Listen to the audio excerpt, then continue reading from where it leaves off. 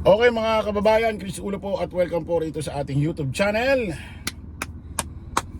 Okay, update ho tayo, bali-balita ho tayo rito dyan ho sa lungsod ho ng Maynila, na kung saan habang paparating ho ang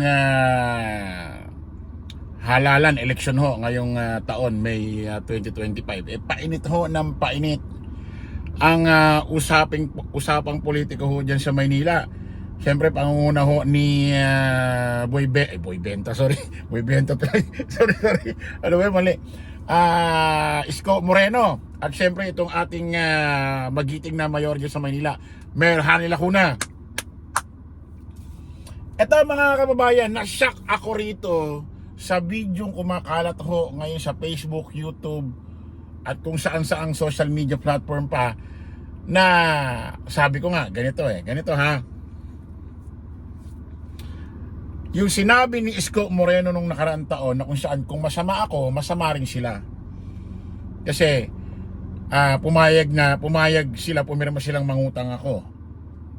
Mangutang kami. Ang sabi ko nga, Sir Isko Moreno, sir, hanggang ngayon di mo pa rin sinasagot ito ha. Sinabi mo ba nung termino mo nung ikaw ang mayor dyan sa Maynila na uutang tayo ha, mga kapatid, mga kaibigan, mga kasama rin sa politika. Uutang tayo, Vice Mayor Hanny Lacuna. Vice Mayor pa nung time na yun, that time si Mayor Hanny Lacuna Uutang tayo, Vice Mayor Hanny Lacuna ha. Pumayag kayo ha.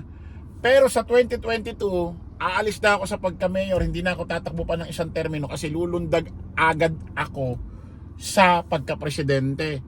Ang magbabayad na nito, ikaw na, Mayor Hanny Lacuna, kasi malamang tatakbo ka ng mayor. Sinabi mo bang ganon? Bakit di mo naman sinabi kaya pumayag sila? Kaya nga sabi ko sa iyo, dating Mayor Isko Moreno dyan sa Maynila, nung pinapatayo mo yung mga proyekto mo dyan, project mo dyan, nasa, kumbaga, magkasama kayo ni Mayor Hanny Lacuna. Di ba? Kasi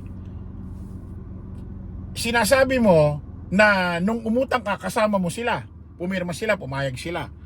Pero sabihin mo rin na nung gumagawa ka ng mga proyekto, istruktura o anumang programa dyan sa Maynila, kasama mo si Vice Mayor Hanny Lacuna that time, nung panahon na yan. Kaya yung mga ginawa mong proyekto, programa dyan, credit di sa kanya. Hindi pwedeng kikilalanin mo lang, kasama mo si Vice Mayor Hanny Lacuna nung panahon na yun, nung nangungutang ka. At nung may mga pinatayo kang programa, hindi mo kinikilala na kasama mo siya. Kaya kung ano mang credit mo dyan, kung ano pinatayo mo dyan, credit din kay Vice Mayor Hanny Lacuna, di ba? Na kung saan yung iba nga, hindi mo na natuloy yung proyekto, nagtuloy na si Mayor Hanny Lacuna ngayon.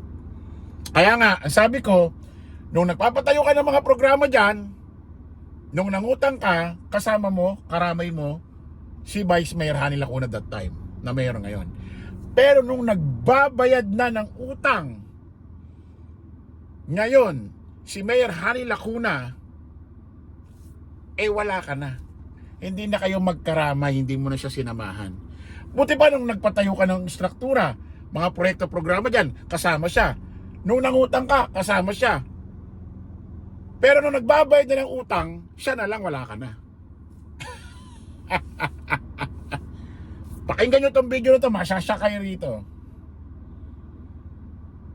Huwag na kayong maniwala sa chismis. Umutang ako. Ayan, sa akin na galing.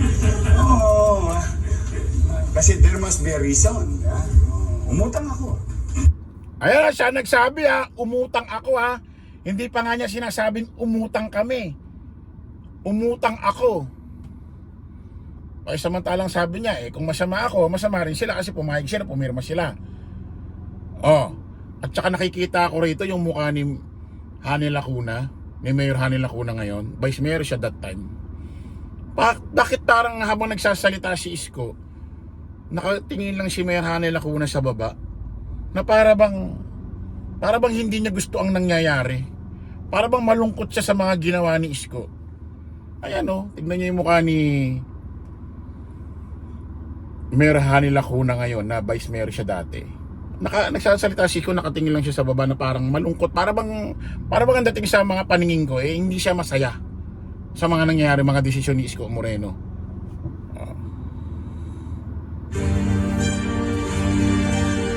Ay, salamat pala ha kay Jake Magnus. Oo, sa ano niya ito. Sa video niya ito. O sa TikTok niya. Tuloy natin.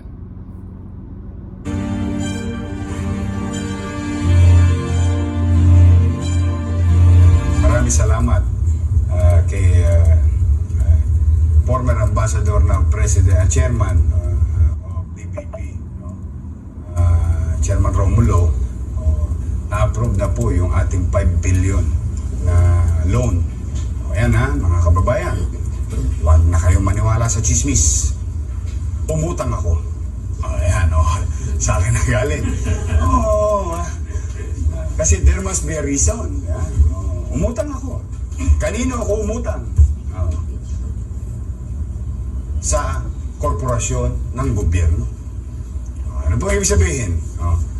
Kanang bulsa, humiram sa kabilang bulsa. Parehong gobyerno. Utang ako. In fact, dalawa yan eh. Ito, gagana na. Meron tayo sa land bank, inaayos pa nila yung papel. Pero mas mabilis yung DBP. Nagpunta po ako noong isang araw sa DBP. Naaprubahan na po yung ating 5 billion. Yes. Inutang ko po inutang ko 5 billion pesos. Malinaw, utang niya raw. Kay si President Herbosa saka si Chairman Rock. Ayan, ang linaw ho ng sinabi ni Isko Moreno. Umutang ako, utang ko 5 billion, dalawa daw yan, nauna na raw yung 5 billion.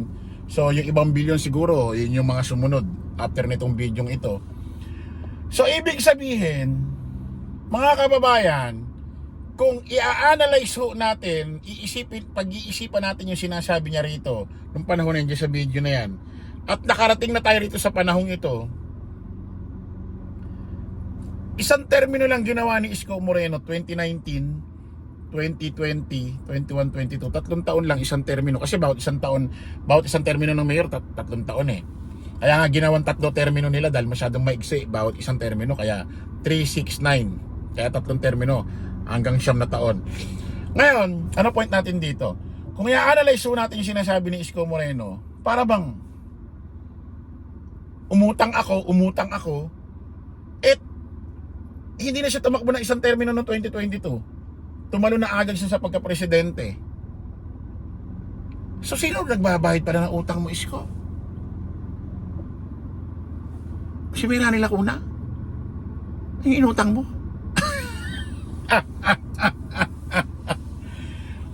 Anak ng... Ayan o! Taasan niya sinasabi, utang ko, umutang ako. Utang ko, umutang ako. Wala siyang sinabing umutang kami.